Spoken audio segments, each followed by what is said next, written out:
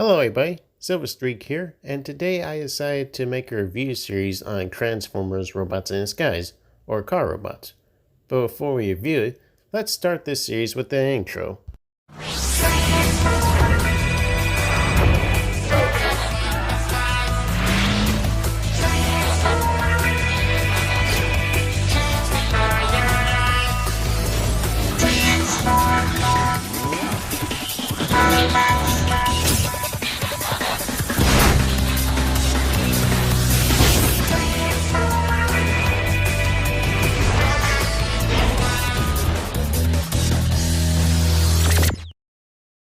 We begin with the fire squad on their way to take out a house fire.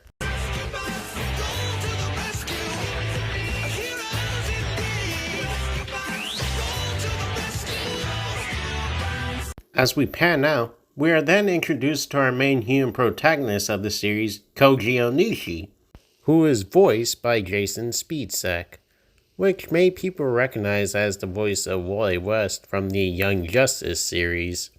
Anyways, the reason Koji wakes up is so he can watch his father's speech about the misuse of improper energy during the International Scientific Symposium at New York City. Right now, the greatest danger to the planet Earth is the inefficient and improper use of energy. However, this gets cut short when the ceremony gets attacked by a giant hand? We are then introduced to Megatron, or in Japan, Gigatron, who has come to capture Dr. Onishi for his intellect. Koji tries to call his dad, however he is instead greeted by Optimus Prime, or as he's called, Fire Convoy in Japan, who recruits him to save Dr. Onishi. They use the global space bridge to travel to New York City, which I felt is a bit misleading since the term space bridge is to travel from planet to planet, while ground bridge is used to teleport from point A to point B on a planet. Optimus and Koji would make it to New York City in order to confront Megatron. Optimus is able to move Koji into the lower half of his fire engine mode, while his upper half mode would ram Megatron and transform into his robot mode, which I find to be one of the coolest modes in a Optimus Prime, to be honest. Koji then comes to a conclusion that the Autobots are just like the Decepticons. However, Optimus reassures him that the Autobots and Decepticons are entirely different from each other.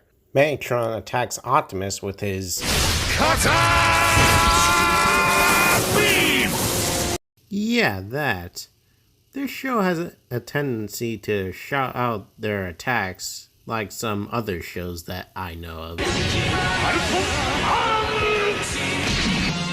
How's this for cloning? Solar flare! Sneak attack! Saga, sneak attacks don't work if you yell it out loud. When that doesn't work, Megatron summons the Predacons Field Squadron, which consists of Slapper, Gas Skunk, and Darkscream to keep Optimus occupied.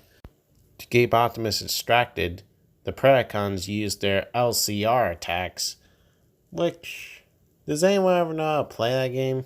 Feeling outnumbered, Optimus decides to activate Tai, who is the daughter of Teletran 1, who initiates a battle protocol to summon the Autobot brothers, Western X Brawn, Strict Prowl, and Flirtatious Sideburn.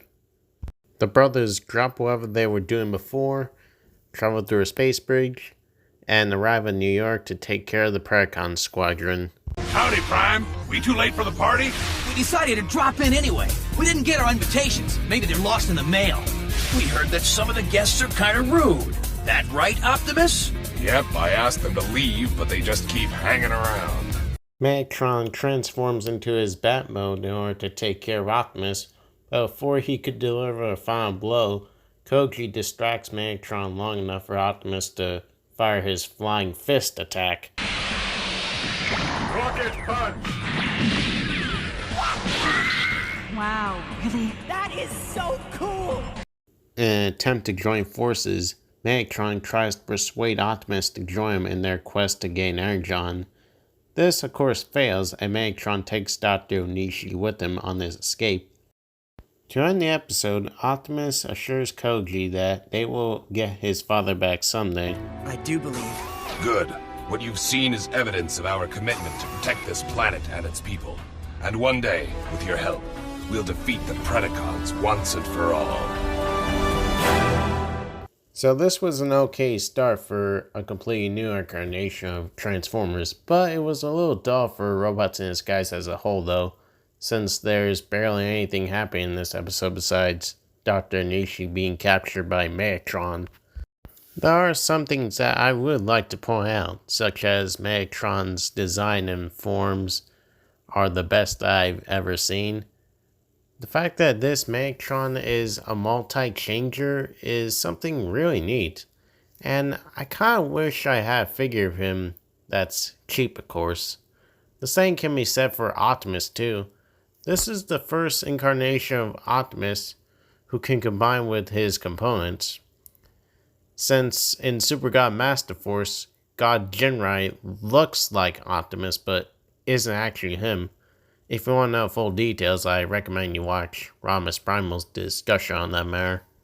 I also like how some of the characters are getting models from previous toy lines like G1, G2, Beast Wars, and so on. I hope you enjoy this review. Be sure to thumbs up, subscribe, do a lot of fun stuff. And I'll see you next time for episode 2 of Robots in Disguise. Until then, till R1.